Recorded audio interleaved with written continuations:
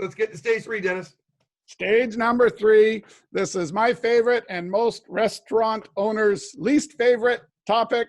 And this is where the long-term, really, really big money and real big ability to do a pivot and wiggle and waggle and make sure that you come out of this a stronger restaurant with more business and making more money than your dine-in experience ever created for you.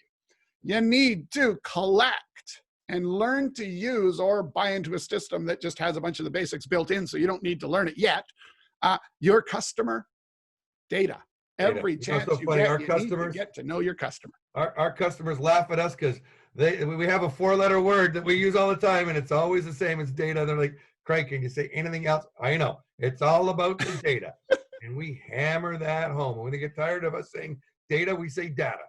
Yeah, that's right. That's right. Yeah. And it's terrible, right? Like we see their pain, because even if the owner's on board, the person doing the takeout order is like, but I don't want to collect it.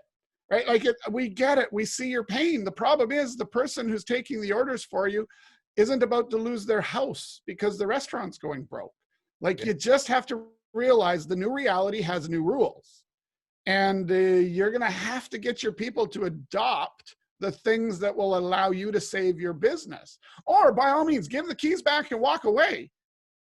Sorry, if you're not going to react and you're not going to fix it, and you think that just reopening the restaurant is going to solve all your problems, based upon what we're seeing of our clients that have reopened the restaurants, it actually adds to your problems before it starts to solve them. So be really careful. You need to collect and use your customer data. It's super critical.